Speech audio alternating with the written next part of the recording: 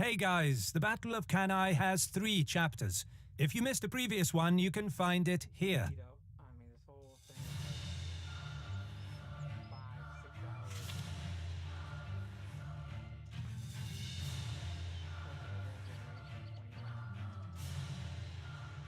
5-6 hours. On a sweltering August 2nd, the battle standard in front of Varro's tent signaled to the troops to array for battle. As the gusts of southwesterly Volturnus wind raised clouds of fine dust across the dry Apulian soil, for the next several hours, army officers closely supervised the complex deployment to ensure that the legions would form in the correct order. Varro and the rest of the Roman leadership decided to show the enemy their willingness to fight. However, they had no way of knowing if the Carthaginians would accept a battle in this new location. But then, Hannibal led his troops through the gates. And as a fan of our channel, you should definitely check out our friends over at CuriosityStream, my personal favorite streaming service that features thousands of documentaries geared towards the lifelong quest to learn, explore, and understand. I've been subscribed to CuriosityStream for over 2 years now, and I can highly recommend their history documentaries, which features topics from ancient, medieval, and more modern times. As our subscribers, you get free access to the entire library of documentaries on CuriosityStream. Click on the link in the description and register with the code HISTORYMARSH to get 30 days of free unlimited access to thousands of documentaries on CuriosityStream. And by registering, you'll also be supporting our channel.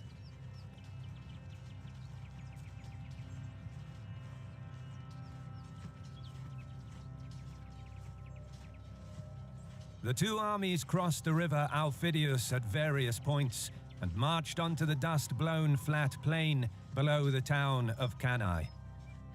Yet the Romans still weren't sure that Hannibal would give battle, so they left a 10,000-strong garrison in the main camp. It was Paulus who insisted on this, arguing that besides guarding the baggage, this force could also threaten Hannibal's camp and cut off his line of retreat once the battle went in favor of the Romans.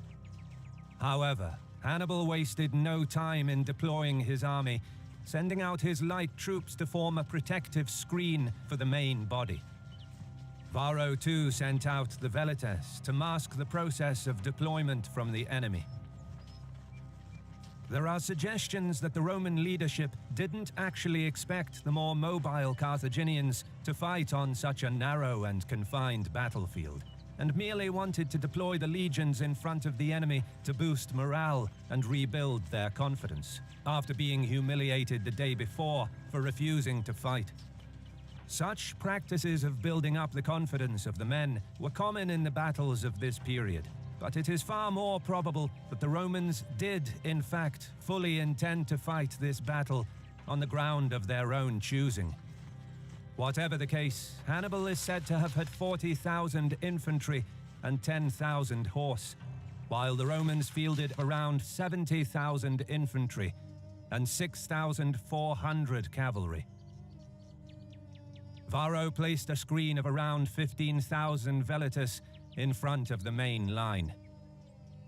4,000 allied horse were positioned on the left under his direct command, while Paulus was in charge of the 2,400 Roman cavalry deployed on the right. To compensate for their numerical inferiority, the squadrons of horsemen were packed in a tighter formation, with no more than 1.5 meters between each rider. Room to maneuver the horses wasn't necessary, as their role would be purely defensive, while the infantry drove the attack forward. Regular Roman infantry was mixed with the cavalry to give more stability to the static squadrons. Servilius commanded the 55,000 Roman legionaries and allied troops in the center, arrayed in a much deeper and more tightly packed triplex Achis. Varro used the overstrength maniples to add depth to the infantry formations. Furthermore, he reduced the gaps between the lines to bring the full weight of the legions to bear, aiming to overwhelm the enemy, He knew that at Trasimene, the Roman heavy infantry held off the Carthaginians for hours, inflicting significant losses, despite being in an unfavorable position. And the year prior to that at Trebia, the legions hacked their way through the Carthaginian center, getting the better of both the Gauls and several contingents of Libyans, Hannibal's best infantry. It's worth noting that the tighter maniple formations restricted the tactical flexibility, but eased the coordination of the massive army, and, more importantly, the deeper formations possessed longer endurance in a direct confrontation. Thus, the Roman leadership was confident that the legions can outmatch the enemy and crush Hannibal's center yet again. To achieve this, Varro chose the battlefield wisely. He packed the legions on a narrow front, with the river and the hills near Cannae protecting the flanks from envelopment. This would force the Carthaginian horsemen into a frontal charge, and the Roman cavalry was tasked with delaying long enough for the legions to finish the job. If they could break through the Punic center, it wouldn't matter if the weaker Roman horse lost a fight on the wings, because at that point the Carthaginian cavalry couldn't do much more than harass the large block of legions. The selection of the battleground at Cannae could allow the heavy infantry to smash their Punic enemy.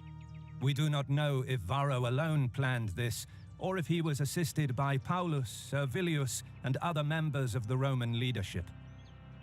The Roman plan was simple but efficient.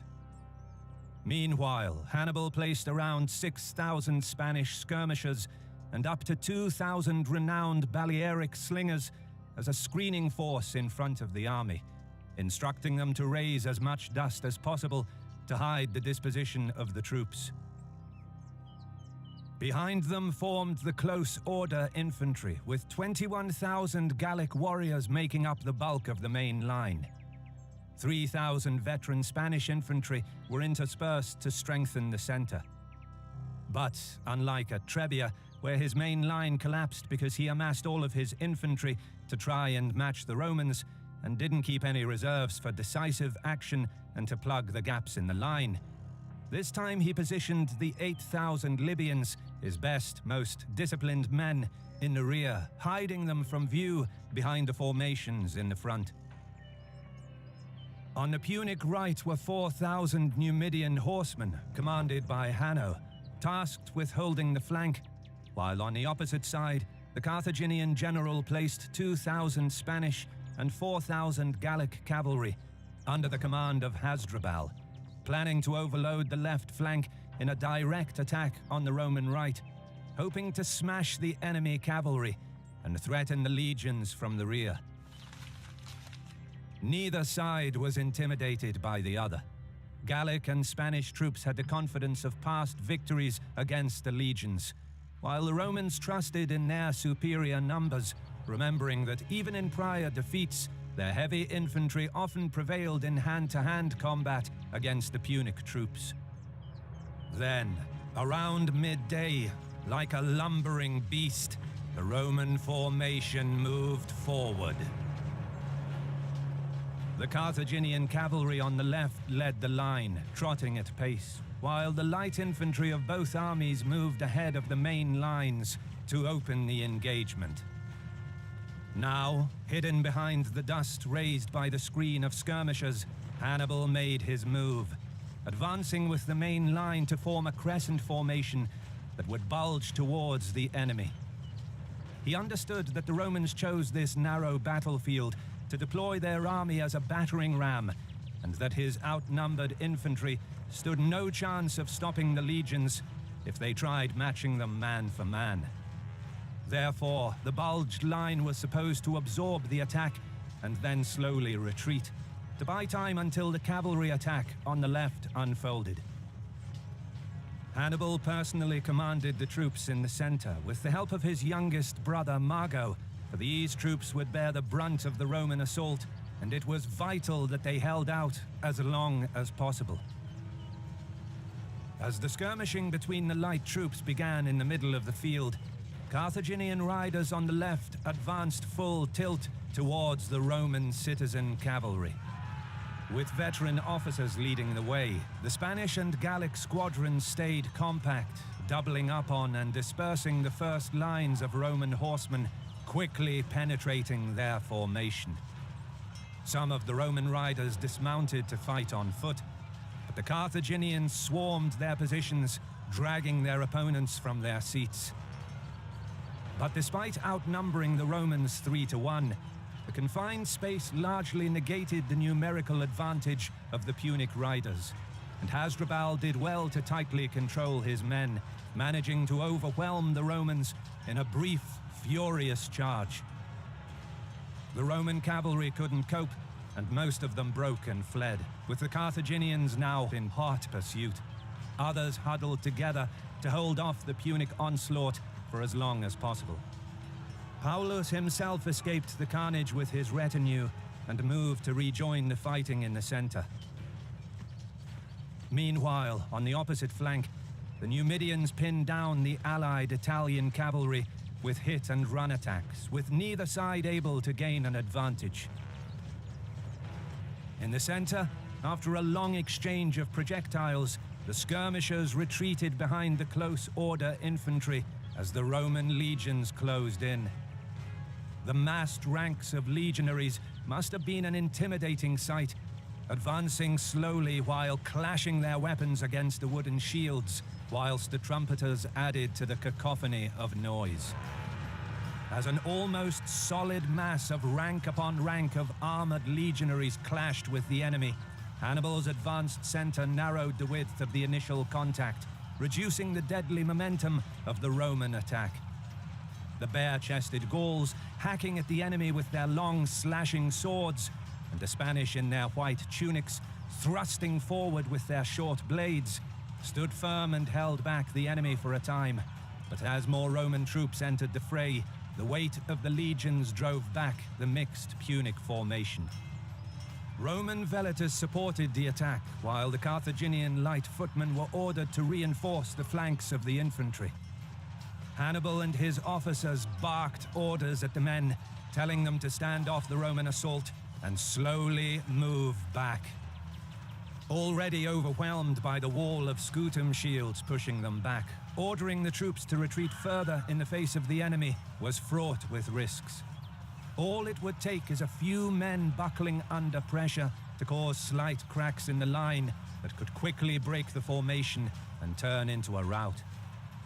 But the Carthaginian general and his Punic captains led from the front, fighting alongside the troops in the first lines, encouraging the men to hold their nerve, carefully controlling their withdrawal. Hannibal knew that he had to stay in the fight and buy time until events elsewhere on the field unfolded, and for now, the line held. Close to the hills on the right, the light Numidian horsemen fought in small groups, throwing their javelins and rapidly retreating before the enemy could pin them down. However, their attacks caused very little damage, and Varro simply remained in place, making no effort to drive them back. The main role of the Roman cavalry was to prevent the enemy from flanking the infantry formation long enough until the main assault of the legions broke through the center. But on the other flank, the superior Carthaginian horse have by now decimated the Roman cavalry, completely routing them from the field. Next, Hasdrubal could move against the rear of the Roman center or help surround Varro's allied cavalry on the right. But first, he had to regroup and allow his men and horses time to rest, who were by now exhausted from pursuing the fleeing enemy cavalry. Back in the center, as the Carthaginian infantry fell back before them, the Romans pressed on, prodding and cutting through the retreating enemy line. Sword in hand, the centurions and tribunes shouted orders through the deafening noise of the screams and the clattering of weapons, urging the maniples to charge together, sending more and more men into the concaved Punic center, which seemed like it will soon break. Conversely, Hannibal and Mago pushed the men to resist a while longer, trying to gain every precious second, hoping that the Spanish and Gallic cavalry will come to their aid. But as more and more legionaries were drawn inwards, The Roman breakthrough was inevitable, and the pressure on the center finally broke the Punic line. The Gauls and Spanish at first moved back facing the enemy, with flurries of fighting still occurring, but before long, they turned and routed. With the enemy now on the run, Paulus and Servilius poured more men into the gap, refusing to give the Carthaginians any chance to rally and reform their lines. The overcrowded Roman center surged forward into the salient. Hannibal's infantry on either side of the gaping hole managed to maintain their lines, but were nevertheless forced to retreat in good order. Meanwhile, up the field, Hasdrubal had reformed his squadrons and charged at Varro's formation, realizing that he could not move against the legions in the center before the threat of Roman cavalry was removed. Until now, Varro successfully held the flank, but seeing the incoming Carthaginians, the consul knew that the Roman cavalry on the other wing must have routed, and he could not see what was going on in the center.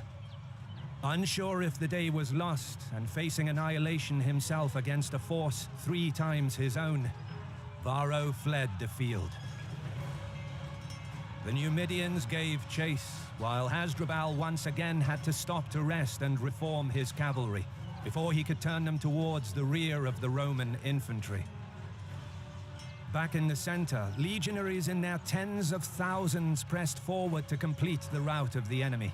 As they advanced into the gap, the Maniples lost all cohesion, turning into a disorganized mob that rushed forward, with their officers barely able to control small groups of men in their own immediate vicinity. This mattered little, however, as the Romans could taste victory, having punched straight through the enemy's center. Hannibal relied on trickery and ruse in his prior victories, but it now seemed that the clear field at Cannae offered no possibility for him to set up an ambush. But as the mass of Romans streamed forward, they found themselves between the columns of Libyan infantry that moved against the pursuing troops. Incredibly, the Carthaginian general outwitted the Romans yet again.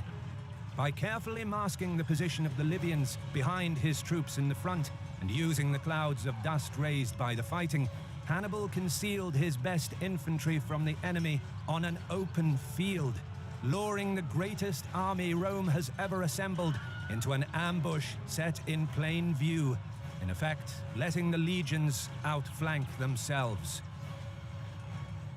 As the Libyans pressed the overextended and disorganized mass on both sides, the momentum of the Roman attack dissolved, and the troops were no longer under anyone's control. Hannibal and Mago rallied most of the routing Gallic and Spanish troops, turning to rejoin the fighting, while on the opposite side of the field, Hasdrubal charged into the rear of the enemy infantry. As the compression of the legions began, the utter defeat of the Roman army was now inevitable. With the Maniples hopelessly intermingled, they could no longer reform their lines. To make matters worse, Libyan troops looked similar to Roman legionaries, having been equipped with Roman armor, helmets, and shields that they stripped from the dead at Trebia, Trasimene, and Geronium. The legionaries felt they were no longer protected on the flanks, and with the enemy seemingly amongst them, their nervousness soon turned to panic. Hannibal turned the strength of the Roman infantry, their deep, overwhelming formation, against them. As their ranks contracted under the pressure of multiple attacks, centurions and tribunes tried in vain to improvise, as movement became ever harder in the confined space. Paulus and Servilius fought heroically, leading a stiff resistance, but both were eventually cut down during the fighting. Small groups of legionaries tried forming rough formations, but most were too exhausted and stood no chance against the fresh Libyans, who were kept in reserve for most of the day.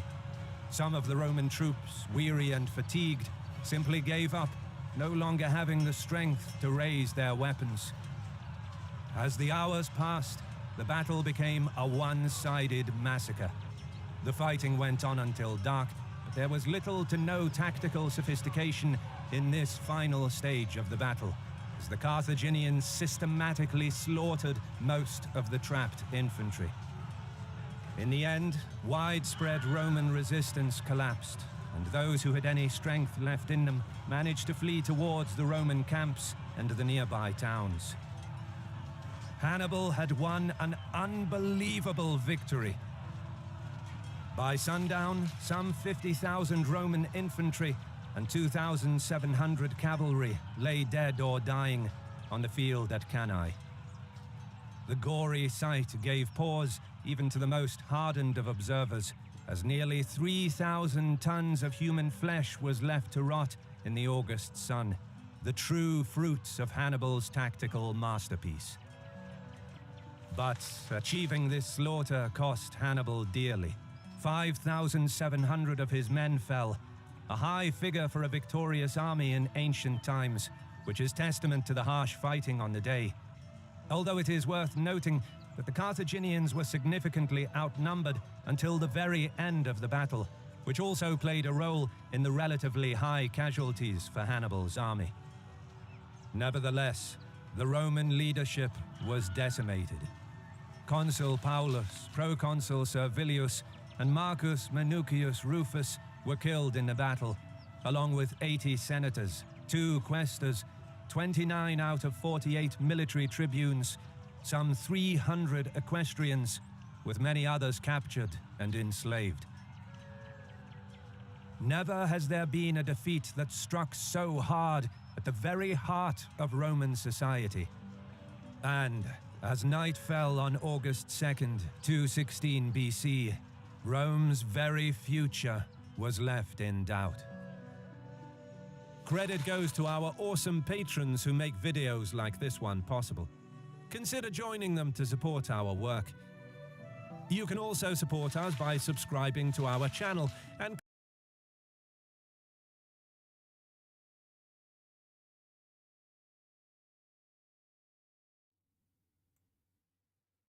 That's when they finally instilled, okay, we're going to use the Flavian strategy. They were using it before, but Hannibal kept provoking them to come out and fight, knowing that what they amassed was just a mob of people, and what they weren't trained to. So he was trying to get them in the open before they were fully trained, and he succeeded in doing that.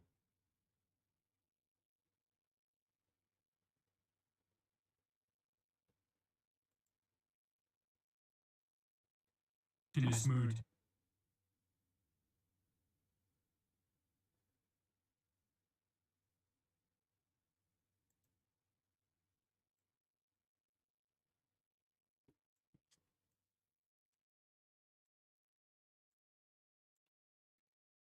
And then right after Cannae, that's when they just made a decision that they'll do everything but take him on, as every time they fought him, he would just gather more people, whatever, so they would try to go after everything but him, because going after him directly resulted in a loss. You just couldn't win against him. This town would go over towards him because of, and then as soon as they left, they would go back to democracy, so it was just like most of the peninsula wanted democracy, but they also wanted not to be, basically, the whole town, everything wiped out. So he could conquer it, but he couldn't, he could tactically win Italy everywhere, and he did. And the more battles he got in, the more talent he was able to bring to kill them. So he just absorbed all the best. Italy just got the newest, and they just got masses of people against him, So after Cannae was even more of that. All the best people were just absolutely just decimated. And what is Putin gonna do? Is he gonna decimate his own people, force them? That's what happened in World War I. not one step back or whatever rule, right? You saw it in what do you call it? Enemy at the Gates, that type of thing. He sort of alert to that, but they did have it was NKVD that did that. That would have machine guns or whatever. When I first saw that, I thought that was security or whatever, just in case of a counterattack. And it wasn't, killing their own people. It's crazy. You kill your own people, man. So,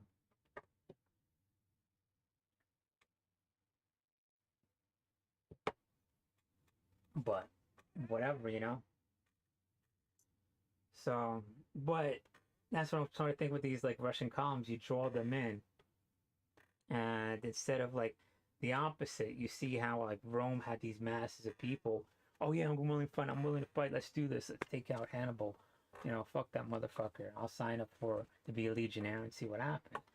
The Ukrainians are signing up, and fuck, we got this. Make sure, you know what you're doing, and it's contributing. I'm talking about just be careful. Just hard is one thing, but being effective is another. So that's another thing. So don't get drawn into a battle. You choose your battle. Don't listen to me like entirely specifically whatever, but take elements of what works, whatever, and this person, this person, this person, and this have that amalgamation and all those different eclectic things, whatever. Okay, this is going to work, because what you take from that is that to be really well trained. I'm talking about, instead of just having a massive mob there or whatever, right? And that's what's happening with the Ukrainians, that they're very effectively getting a fighting force. Every day that goes by, their capability is increasing. I'm talking about, so every day they're delaying that, they're being trained even more. I'm talking about. So that's good. And back then they didn't have that information. So they just sort of got them, and this is good enough.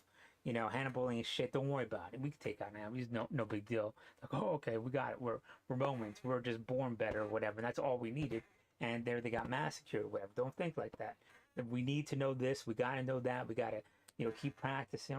Keep training or whatever. I mean, it's one thing to have that, but then effectively do it. Never lose that. So that knowing you're better has to be in actual actions, right? The actual, keep doing it, keep bettering yourself as a soldier, as a killer, to defend your country and everything, right?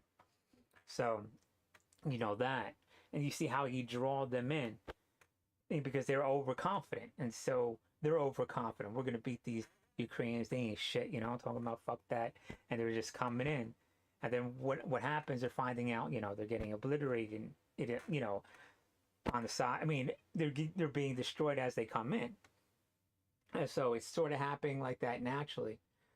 So, and then I was thinking, like, do I want to show Kanai? And then I was thinking, like, isn't that sort of what's happening by Kyiv or whatever? They're coming in, and then all of a sudden they're going to be probably held at Kyiv or whatever, right? And I could see every day that goes by, just people just closing in, just like that. It's just over arrogancy, it's just like, no, that's my thinking. So I was, that's why then I was like, I'll show it. But, I don't know, it's really amazing. Like, you read about it and then you see the bulge or whatever, and you're like, oh, okay, that happened in an hour, and then you realize, oh, that happened like over a course of a day, and like the mentality of each segment of the battle, and you're like, oh, I can see how that happens, but it's just all, we get this cursory just overview of it, and it's like, okay, well, you just make a reverse wedge and that stuff just happens. No, man, it's just, there's so many different moving parts of it, and you see how coordinated and how, like, he trusted his people to do this. You have to trust your people to relieve and come into the city and do this, whatever, and this specific action, and hold the the river, or whatever, hold this road and this avenue of approach, whatever. Just they're gonna do that, and then you could coordinate on that because you had that trust, and it has a lot of that. Anyways, I'm gonna play this when you use the bathroom, whatever.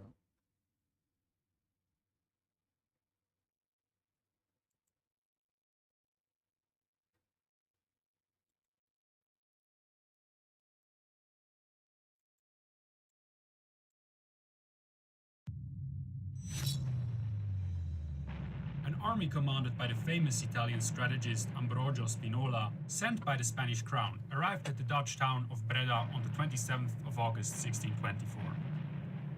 Spinola came to stay, and he began a siege characterized by supply shortages, a tight encirclement of the city, and various attempts to supply and relieve the town.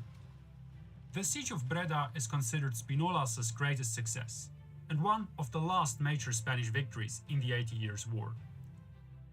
It is also one of only few early modern sieges that made it on TV, namely in the historical fictional movie Alla Triste, starring Viggo Mortensen.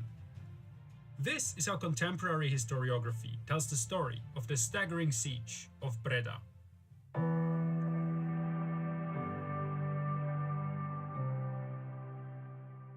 After a long truce of 12 years, the 80 Years' War between Spain and the United Provinces of the Netherlands recommenced in 1621.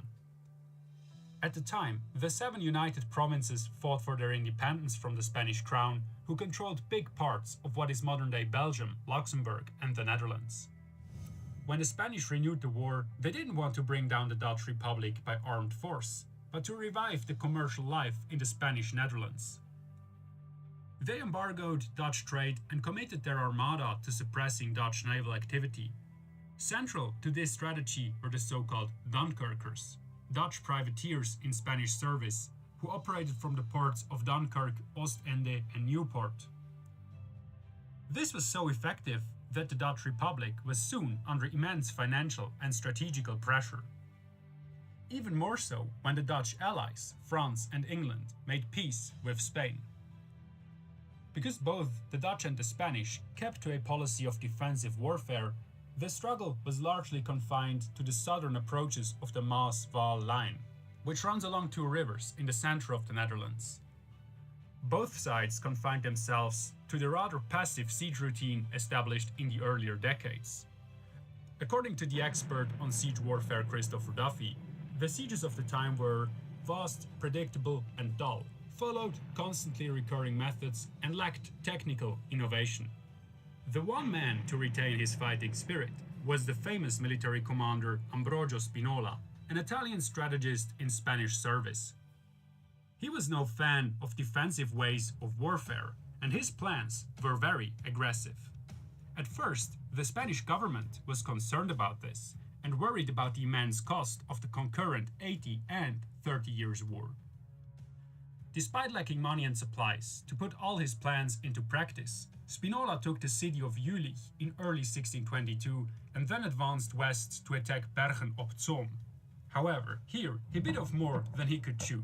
His army, poorly paid and in a mutinous mood, captured a few outworks of the town, but then had to abandon the siege because the relief force of the Republic arrived. After this defeat, which chipped away both at Spinola's public image and ego, he took some time to reform his army and to recruit more men. In spring 1624, the great strategist sat in Brussels, preparing for his last siege in the Netherlands, the siege of Breda. Breda was a rich town in northern Brabant. It was one of the strongest fortresses in the defensive line of the Republic. This made it a difficult but interesting target. Conquering Breda would give the Spanish a strong position to defend Spanish Brabant and deprive the Republic of a base from which the Dutch were making regular raids into Spanish territory. In addition, it could serve as a bridgehead for the occupation of further strongholds in the area, such as Bergen op Zoom, and improve the Spanish position in case of peace negotiations. When first rumors of a coming siege arose, the city prepared itself. Its garrison of 11,500 men was supplemented by an additional 5,200 soldiers. In addition, able-bodied citizens were recruited and armed so that a militia of 1,800 men supported the professionals. The governor of Breda, Justinus van Nassau, an illegitimate son of William of Orange, watched the preparations of the town closely. Supplies for a siege of 1 year were stocked in the city. Most importantly, weapons, powder, and food. Breda was a compelling target, but not one easily taken.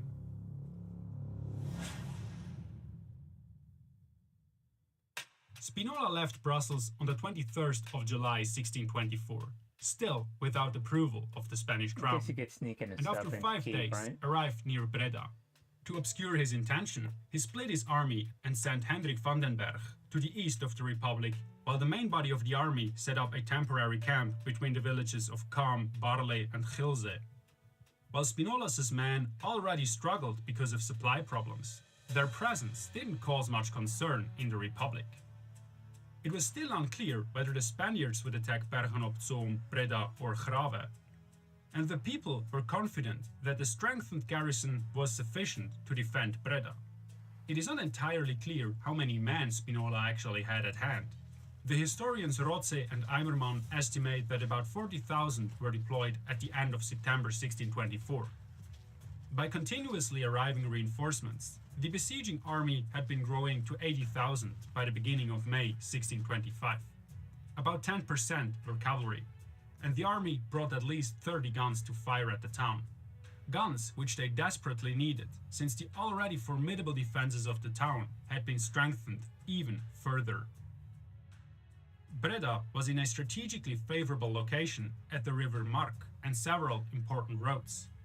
Nature was the foundation of its defenses. The woods in the vicinity of the town seriously hampered the movement of horsemen and artillery, and several rivers, most importantly the Mark and the Aa, formed an obstacle for besiegers. The areas north and south of the city could be flooded by opening 2 sluices. Beyond that, the man-made defenses of the town were in a formidable condition. They had been renewed and extended in 1587 and 1622. At the time of the siege, the city was guarded by thick and high walls of earth, as was common with fortresses in the Netherlands. 15 bastions provided space for numerous cannons and were arranged to cover every angle of attack. The ditch, which was fed from the river Mark, was between 55 and 117 meters broad and housed several ravelins. On 2 places, the curtain wall was enhanced with cavaliers, heightened artillery platforms, and a fausse bret, which was a small wall outside the main wall. A strong covered way provided further protection. Hornworks, also surrounded by a ditch and palisades, protected the 4 city gates and the monastery. All in all, Breda was a textbook example of defensive military engineering. It didn't take Ambrogio Spinola, with all his experience, long to recognize that these defenses would be hard to break through, and he couldn't take the city by stratagem or bribery. The only option remaining was to starve it out. This was a risky plan, and although some of his advisors dissuaded him from doing so, because it was so late in the season and the long distances could cause problems supplying his own men, he chose to encircle Breda and starve its inhabitants into surrender.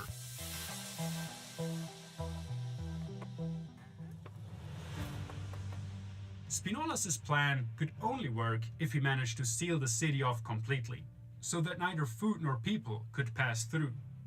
Accordingly, Spinola first began to surround the city. He divided the area around Breda in 4 compartments, each under 1 or 2 of his trusted commanders. On the 26th of August, 4,000 infantry and 1,000 horsemen seized Ginneken to establish a service area in the village. For that purpose, they occupied the church, the castle, the bridge, and several other buildings.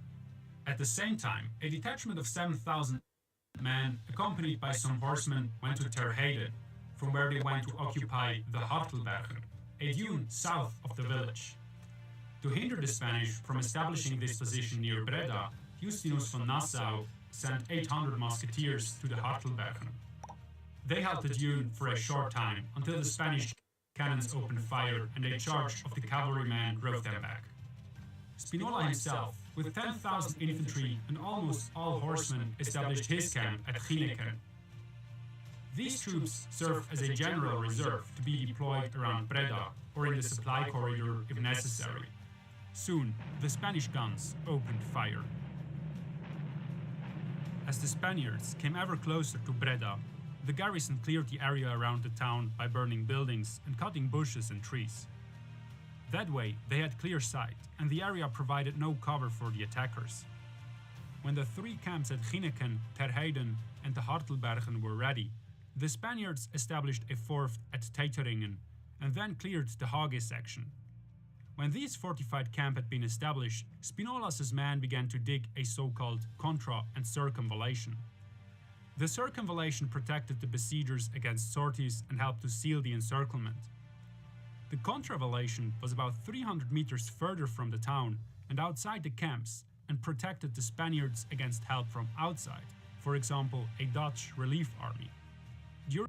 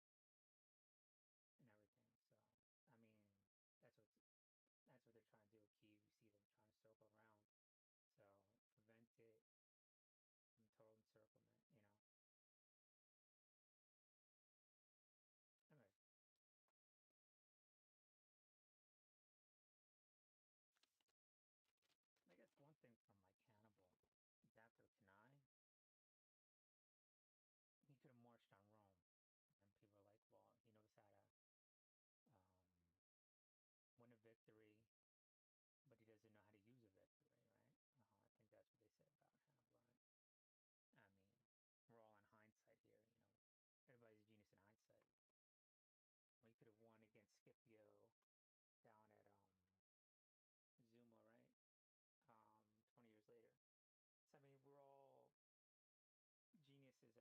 concerned about.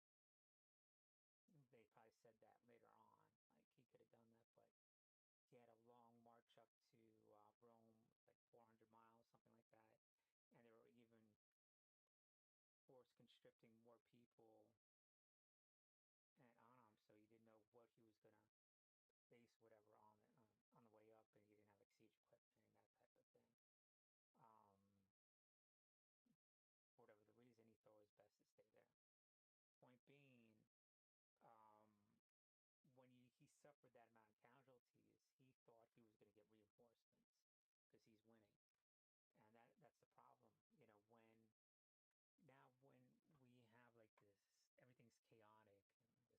you want to do that, obviously, because they could hold up. If you know reasonably that that's going to be a Stalingrad, I would send people in.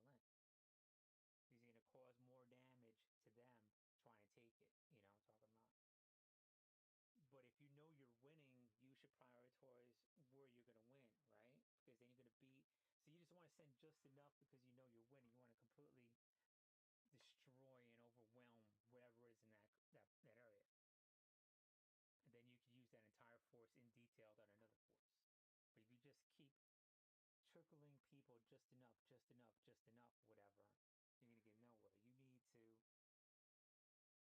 You need to just completely destroy that area and then move on to the next area. Else it's just going to be this slow whittling down of everything.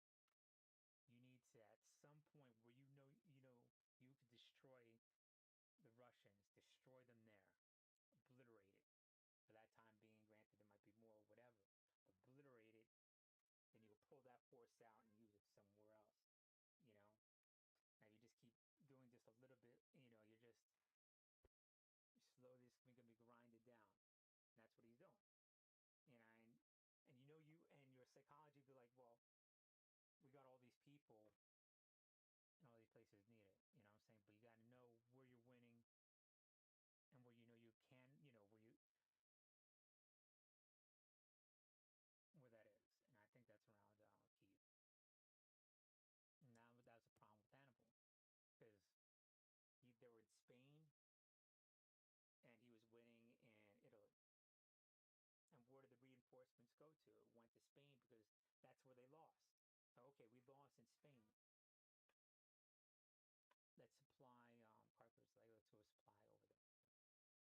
And so the majority, 80% of the reinforcements Germans went to Spain. He got some elephants and some other bullshit or whatever, and he was just kept doing. He couldn't put the final blow in. He just sort of like and slowly got it traded down over 20 years. And I mean, he just never had enough because he did everything he could to win, but he never had that extra bulk to take out Rome. So it happens time and time again.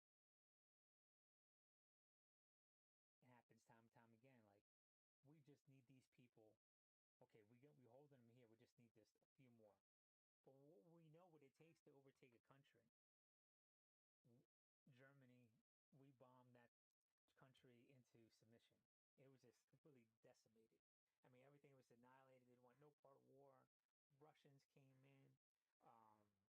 We came in. The British came in. The Polish came in. French. With millions of troops. So, I mean, it's just like, you can't just be like, all right, slowly it shut down. Choose your battle. Know what the end goal is, to completely destroy everything we can in this region and use that force somewhere else. Just don't piecemeal it. So you gotta take that and apply it somewhere. I think it's Kyiv. I don't. Maybe it's somewhere else. Home out. But and what is probably gonna happen? Use that force over here, and then you probably maybe have to come back to Kyiv because like, okay, we'll try it again or whatever. It's gonna be moving and shifting. It's constantly gonna be like that, and don't get complacent. But that slow pounding drive moving forward, I see that as like Kanai. They're just slowly being driven into Ukraine. Boom, boom, boom. Like, it's constantly moving forward. A couple different places. Like, so they say like here. I'm not saying this is where they're coming in, but it's just, they're just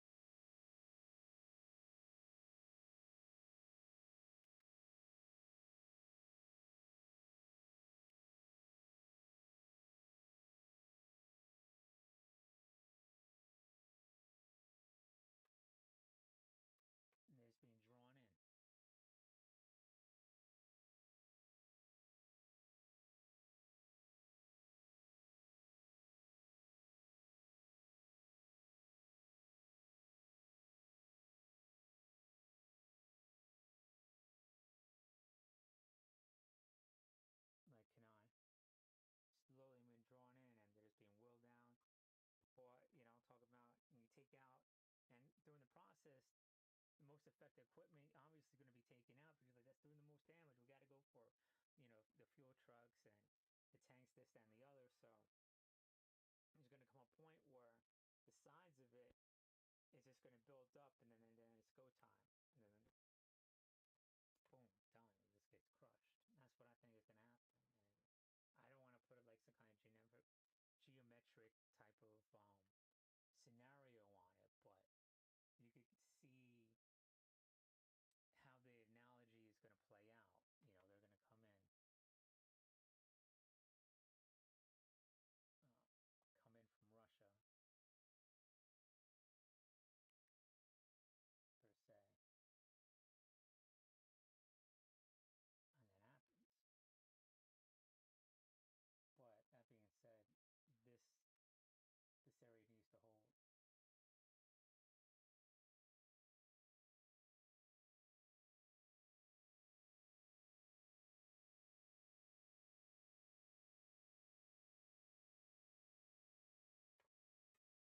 I mean, all the boats in that area, get them to this side of the bank,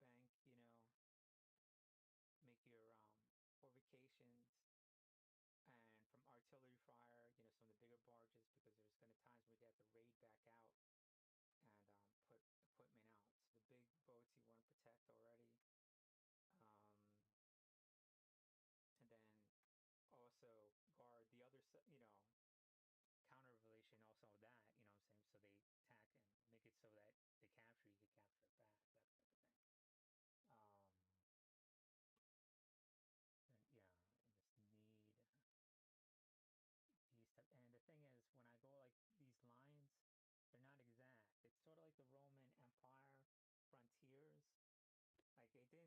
see the lines on the map, you're like, oh, that's how big the Roman Empire was. Precisely, 10,000 fucking hecto fucking meters and shit like that. Whatever they used back in the day.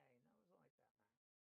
It was like when you gone out to like Germany and stuff like that, it sort of became less Roman and more German. And then it was German over here and Roman. It was like this sort of frontier area of 5, 10 miles, 50 miles that maybe there was a Roman town over here and a German town over here and a Roman more over here. It was just like a frontier area. And that's sort of like I think the battle spaces already is. It's like not really a front line, but sort of kind of front line where they push up and in between. So those blue lines is sort of like that kind of thing. You sort of want to keep them at bay, so you hold that riverbank, that whole area. You have to do it. Like worst case scenario, you have to do it. And it's just like, and you got to hold Kiev and Dnipro, like those things, or retake it. I mean, some areas are gonna fall, but you take it back or whatever. And that way, everything in the rear, people are gonna train up and for the counterattack. So that's worst case scenario. But don't think like if you want to have these lines of whatever that looks like defenses coming in too. So that type of thing, that type of plan, whatever.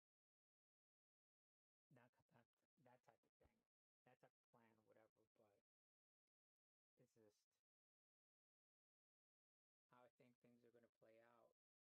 When initially people said like land is going to be given up for time, is a typical thing. Like when Napoleon came in to Russia, draw them in, slash and burn, like trip them down until you're ready to attack. So work them down as best you can,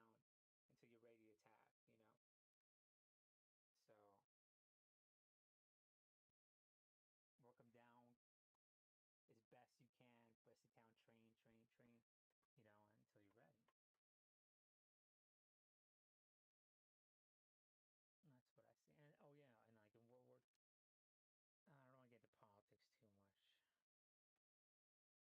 Let me start off by I think the power plants are going to fall, and they're going to blow. I mean, not blow, but they're going to.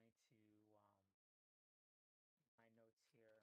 There will be a meltdown. Therefore, it is time to get volunteers and military volunteers willing to go into a contaminated zone. Because what's going to happen is he's going to have his mercenaries probably fighting there, all those force conscripts and those type of things.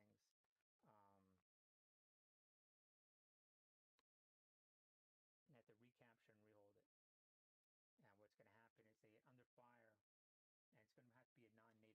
force. And a non-NATO force that goes in because you don't want to trigger a wire. And that's how he's going to try to provoke NATO, because NATO's like, we have to do something. We need to send in people. We need to surround those power plants and defend it with everything you have, or else it's going to be more radiation escaping. And so they're going to blow, and then we're going to have to go in there and resolve it. And who's going to go in there and resolve it? It's going to be non-NATO people. And so that's basically Latin America and other people, non-NATO people. Well, I don't know if I'm Latin, so to say that. But I'm just saying, like, you need to pull some kind of coalition together to go in there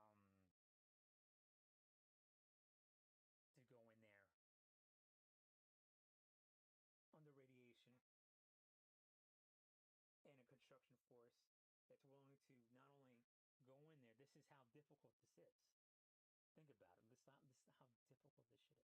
Construction workers are willing to go under radiation and under fire, enemy fire, to stop the meltdown. I mean, to stop the meltdown and cease it. I'm talking about worst case scenario. That's what's gonna happen. That's what you need to do right now. That's what's gonna happen. And then you gotta have like other non-NATO forces defending those troops or whatever, because he's not gonna. There's no talking to this guy. I don't see those talks happening. I don't see anybody saying, let's stop the meltdown. You see any kind of talks happening? There is nothing going back and forth. That's why I know he's going to have a meltdown. He's already cutting power. He's not saying, let's help. He's not not talking to Ukrainians, he's not talking to Americans. There's nothing. There's no dialogue going back and forth. If there's no dialogue going back and forth, it's going up. Being blown, man. You know what I'm saying? It's kind of obvious. If you're talking, you have a feel, you know what they're saying, you know, like this body movement, this, you know, whatever. You could say what this phrase means, this tone of voice means. That's if there's talking, you know, you could tell what's happening. If there's nothing, obviously, that's what, you know what I'm saying, it doesn't happen, man. It's just like, it's just, there's no communication. So, I mean, it's just like, I mean, that's what I think, you know. I mean, I learned, like, if there's no communication going back for, I'm good. I'm going to deal with good people. People that I talk to and be like, all right, you know, good, because even good people have disagreements, but you have to have a conversation, you know what I'm talking about? And even if you don't like people, it's crazy because, you know, you're growing up, you know, like you fight or whatever, and those people you talk to, because if you have enough balls to throw down, you have enough balls to speak to them.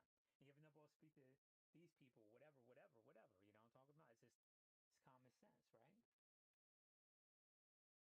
In the middle of all this fighting, willing to kill, you should at least talk to people about these fucking power plants. But there's no, I don't hear, maybe there's something going on, I don't hear nothing. But cutting power, that was it. You know, if you're cutting power and you're deliberately doing that, leads me, or I have to already lead to that conclusion that is your goal. You know what I'm talking about? To cut power, to make it difficult for all the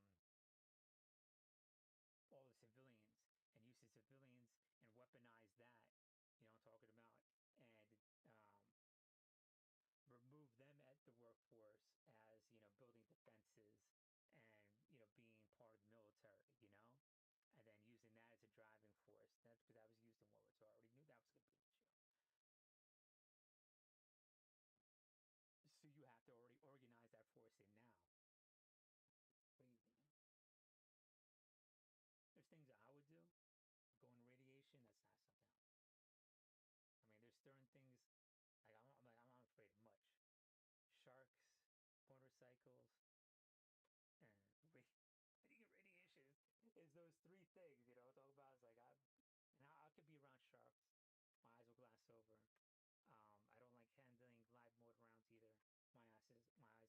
My eyes glass over. I could do it, but I just like, my mind just goes, you know, I just see white, and I just like totally focus tunnel or whatever. I don't like it. Something I would not volunteer to do, but I would do it, you know. But you need to get those people that are willing to do that. And we need to set up something where, knowing that it's going to blow, that we have to do better than we did at Chernobyl. All that soil needs to be put somewhere. And we got to find out where we can put that soil now. Marianas Trench or whatever. Because it needs to be livable again as quickly as possible. So we need to have that technology made. If it's done by, you know, remote controlled excavators or whatever else like that, just remove all the topsoil and all that other shit. It's already, unless there's dialogue, unless there's something going back and forth that you're going to keep power on, this is something you don't fuck with or whatever, you already need to start doing that now, or it's going to get worse and worse and worse. So there will be a meltdown by if there's power cut. Simple as that. Then you got to go to the next stage. Okay, power cut, meltdown. After meltdown, what do you do after meltdown? Stop the meltdown. So you got, who's going to stop the meltdown? Not going to be Russians. Ukrainians are too busy, whatever. We need to do it. Form a coalition of non-native people, because he's going to force NATO to get involved on wider conflict, right? Maybe that triggers Article 5. I don't know. But I'm just saying that people need to be in there handling the meltdown, prevent things to get worse. I don't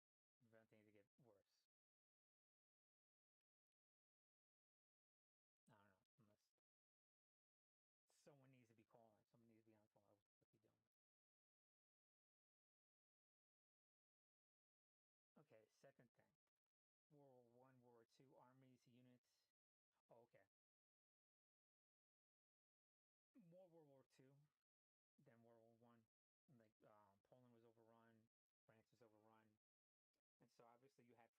Polish armies in England. And some of the fiercest fighters were Polish.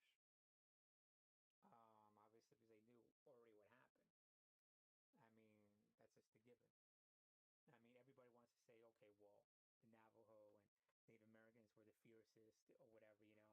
We won a lot of wars, but every demographic's going to state that. But by and large, as armies that were expatriated, the Polish were there. And my point is this.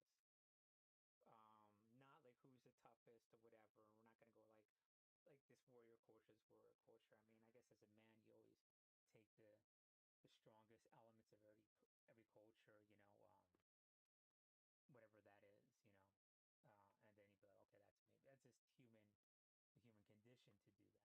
do that. I don't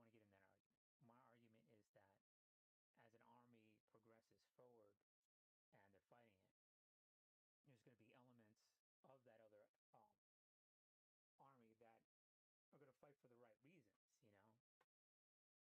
You know, as we pulled out these people, you know, the Polish and other people that would fight for democracy,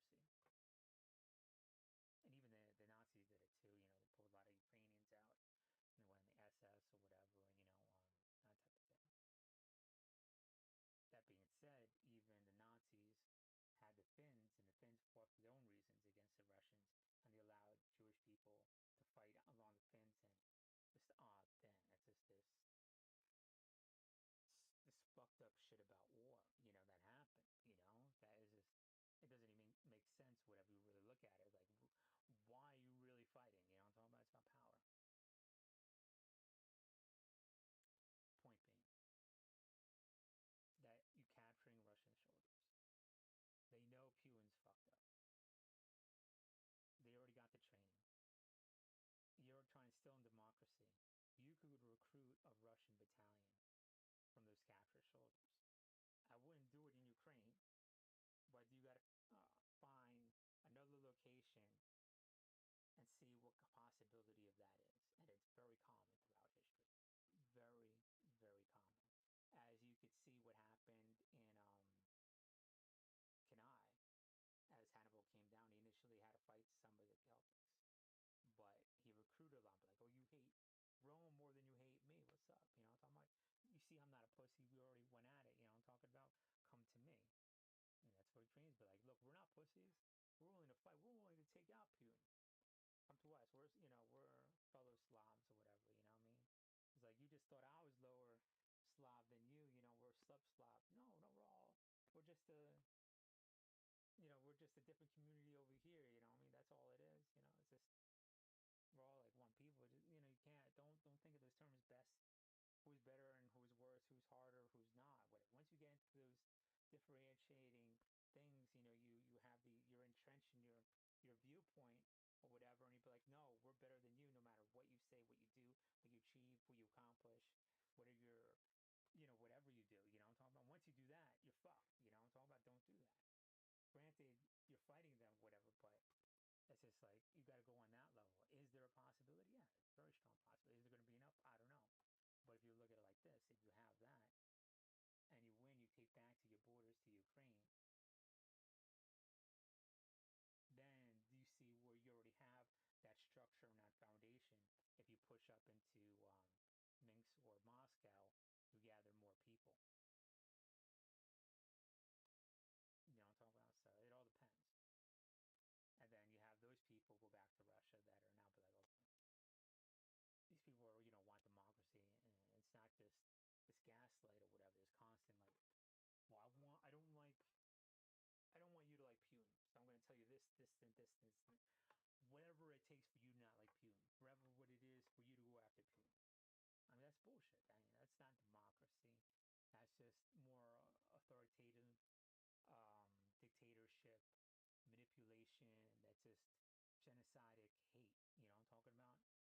You know what I'm talking about? You just do whatever it takes to hate that one person. But you tell these Russians, no, it's for democracy, man. That's why we're defending our country. We don't have something against you personally. Yes, we're going to kill you, try to kill us. But we just want democracy.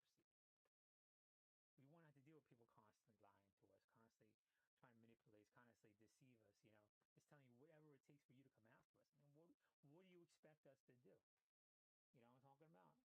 I don't know why you hate me, man. You just hate me. You just being told whatever it takes to come after Ukrainians. And I'm saying, why don't you stop that? And you approach them on that level. You know what I'm saying? And that's like long-term stuff. And they're already doing that, but so maybe you can make an army of Russia. They already have Belarusians and Ukrainians that are fighting. And from what I hear, they're some of the strongest fighters. You know what I'm saying? And I'm just saying, I think the best, I always think if you do something for something just and you take all the bullshit away, make it more secular, make it about, doing what you need to do, like make a better community and all the bullshit away, all the apparitions and fantasies of whatever, up there and all the lies, it's a stronger core,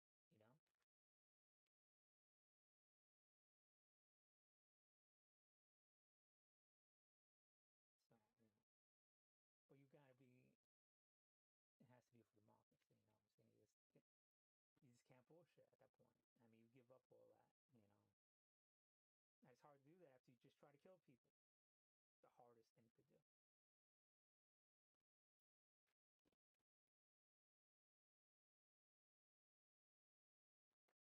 And then my last thing is jets. I think, I don't want to get down into a political argument, but I think this, how when you get into details, it's like devil's in details. But and it's just interesting to me, and I don't really like to dig deep into this because it's a political decision. And Voya says, they don't want to like escalate or whatever. But the thing about it is, I'm gonna like push back on this a lot. And I know, like, even if I say like, well, a political contingent of America is for, there's a good part of America that's still for Russia. Then I've said it before. And I lived in Jersey and Seaside where this is my constant fight. There's a constant fight. Being native, I'm talking about. And against racism.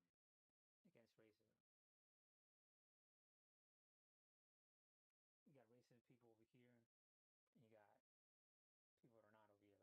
Let's take the like white society.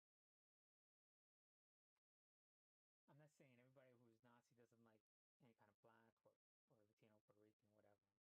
It's the opposite. They just like them less or whatever, right? Because my sister definitely fell into that being Colombian. She hanged out with the like Nazi white people, You know what I'm saying? That was, the alternative clique and sort of kind of like my older sister, but that was definitely her thing. Me, I hanged out with white people that were black and Latino friendly or whatever, obviously, But it was a constant fight. This is what I'm getting at. It was a constant fight because these people over here that are racist try to convince the non-racist white people, was the bulk of them. You know what I'm talking about? To do racist things, to make it seem legitimate. And that was a constant battle. So I constantly like try to plug the gaps. I was like, don't do that. It's racist. You know what I'm saying? And to them, it's not. It seems legitimate because they like, can't do that. And I was constantly like always plugging the gap. It was a constant battle, whatever. It's constant. And I always think to myself, maybe I'm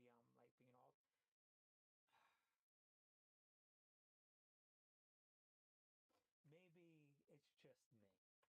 But I think for a generation, I suppressed a lot of racism around the Jersey Shore in that part of Jersey.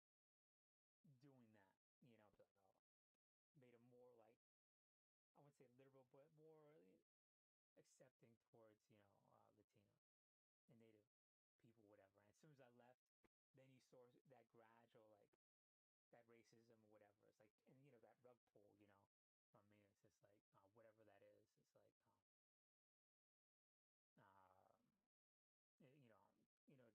got whatever corrupted, maybe, justify that racism.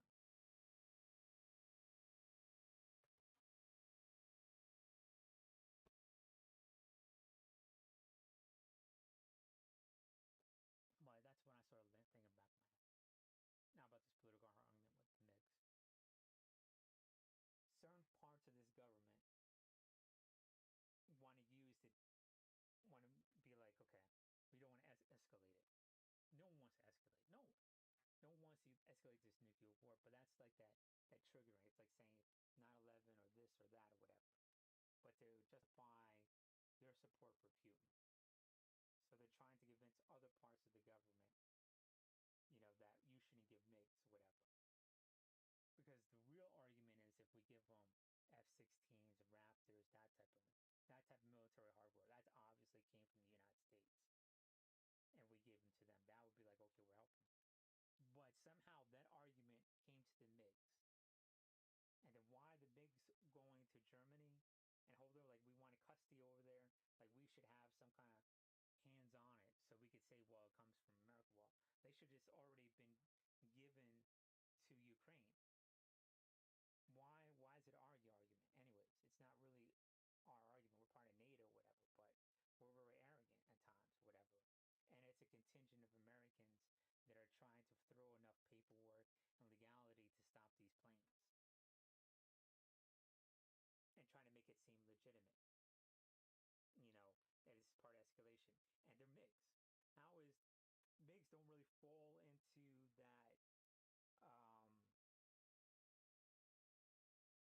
the same MiG is that connotation of it's Russian. You know what I'm talking about? So how does that really psychologically, play into escalation if it's already your planes? You know what I'm talking about? They're already there. So it doesn't, I don't see that, how that really makes sense. The logic is not really there to then want to fly them further away.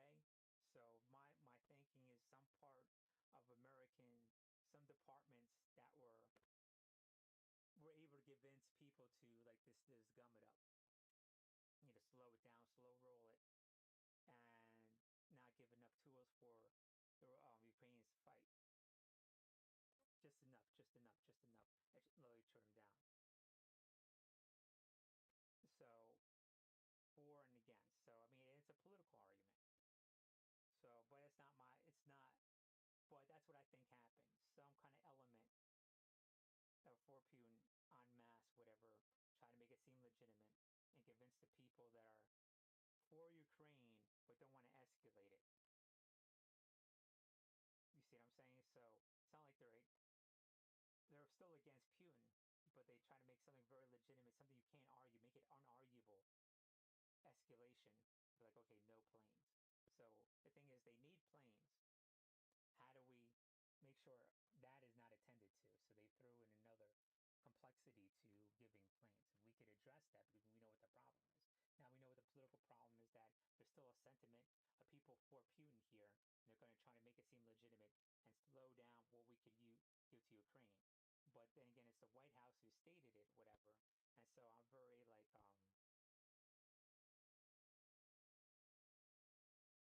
hesitant to say too much or whatever, but I do want to push back against it because I feel going through the origins of the argument, and I could be wrong, but I remember being in that area all the time, trying to squash this.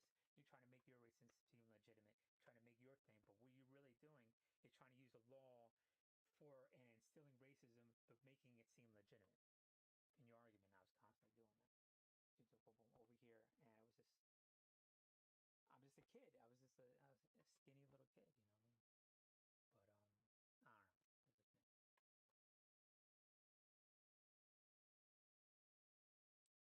That's the thing. Point being, there's many ways to address the problem, many ways to solve it. Got a Rubik's Cube. Many ways to resolve it. Keep working it, obviously. And I'll tell you directly how I would do it. Polish have it. And the thing about it is, why are one side of NATO talking about more than the other? The people who are really concerned about it are the people who are directly affected by it, are the Slavic countries in NATO right against Russia. people that have the most say should be Estonia, Latvia, Lithuania, Poland, those countries or whatever. If you could pronounce MiG, I can't pronounce MiG. I don't know how to fucking pronounce it. That means you know more about what's happening. You know what I'm talking about? And those countries in NATO need to step forward and be like, how do we get these MiGs to them? You know what I'm saying? You are trying to state something that you know more about the problem. These people know more about the problem. It's right there. They're right in front of them. You know what I'm talking about? They know Russia and Putin, what they're trying to do. So they know more about how to get the MiGs too together. You know, do you have to disassemble them and ship it into Ukraine and then they reassemble them? That's one way. Sell them to Moldavia. Give them to Moldavia. Sell them for $1. That's not NATO. Have them disassemble it. Take an engine off of here. Put the engine over there so it's a completely fucking different plane. Now it's not the same MiG or whatever, you know? Put the transponder, so whatever the fuck you need to do to whatever. The social security number.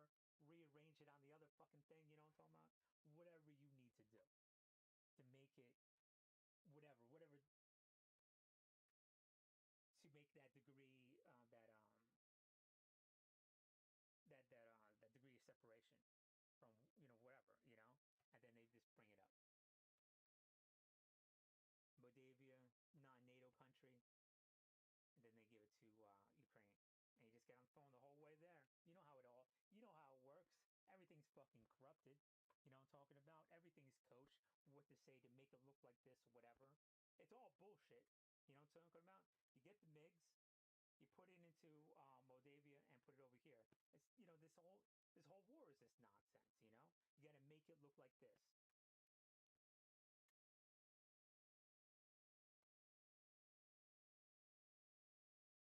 The same thing. It's Russian fucking planes. It's your planes. How is it escalating if it's your planes, dude? You made these planes, so why did you make the planes? You know, so why did Russia make the planes? You know what I'm saying? So it's just like, how you just giving them planes back? It doesn't fit a certain logic like of escalation. If you're giving Russian planes and using it against, it's the exact opposite. It's the exact opposite of escalation when you use MiGs, you know?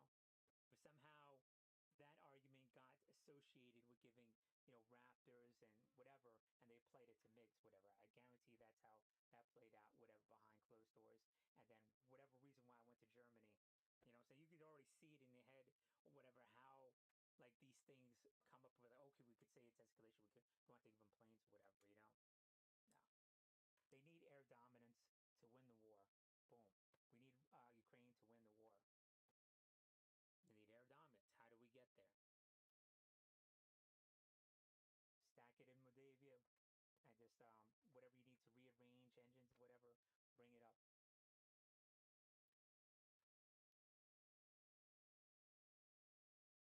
Why are we having like this conversation like we know everything, you know what I'm talking about? Just have Estonia and Lithuania come in.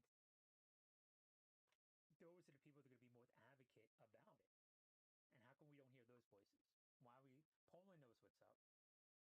You know what I'm saying? It's just like we did, and it just, I don't know, man. It just seems too bureaucratic to me. And when it's too bureaucratic, it means someone's using it as a weapon. And I think different departments within the United States are arguing back and forth. Some departments know we need to give it to them. Other parts are like, no.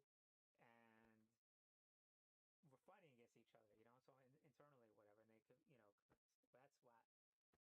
And I know there's a large populations for Russia. And trying to make it this seem legitimate or whatever, you know. It's planes.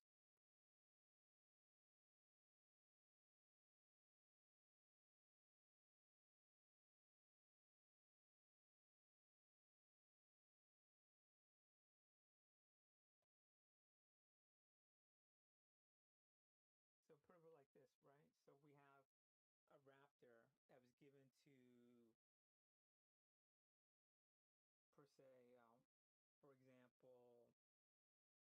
who's not in NATO?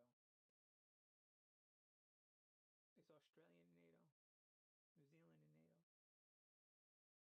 I don't think but they're our allies.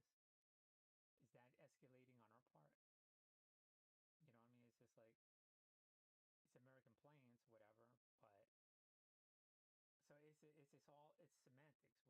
And when you throw in the word escalation, now you're talking about escalation, whatever. When that should not even been a part of the conversation, you know what I'm talking about? It's just like, okay, we don't want to give you these MiGs because it's escalation. Well, you don't even think about it. We just snuck them in. Fuck, now we have to deal with these things, you know? They're already our planes. That's probably what they would have thought. But now we slowed it up and made them think about escalation. I'm telling you, man, this whole thing is just, there's so many different parts of this shit. This is a joke. And now people are dying over elements in our country that support Putin. This is all bullshit, man.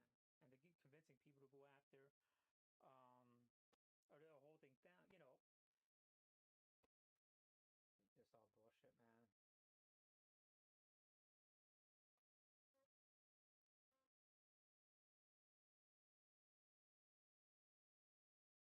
But that's what I think about the whole MiG thing.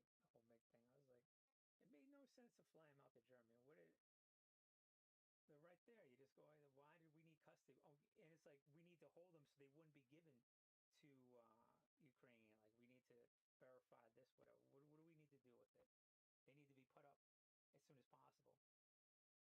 That's what needs to happen.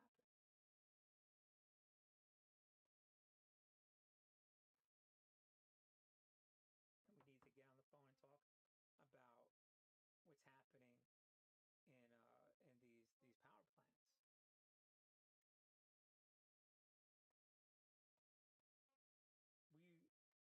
We need to get some kind of like positive control in the situation, doing everything we can, and stop getting in these little bureaucratic entanglements or whatever, and have a cohesive plan of winning the war. They need planes. That's how figure out how to get planes. And now, if you want to throw in de-escalation or whatever, fine, throw it in there. You know what I'm saying? It's not through us giving them planes. Make sure it's their fight. They're doing their thing. It's their planes, you know? All right? We're giving you weapons. Boom. Our hands are off. You know what I'm saying? We can't go into Ukraine, but we could get into the power plants and defend those and get workers into it. We have the capability of doing that. It's an organization logistical thing. Let's not mess it up for ourselves. You know, we should not hamper our own logistics. You know what I'm saying? And that's what I'm kind of pushing back against. Let's get to Moldavia, boom, send it up, boom, done. Stop thinking it's a hard problem. It's an easy problem. Make it an easy problem. You need planes, get it done.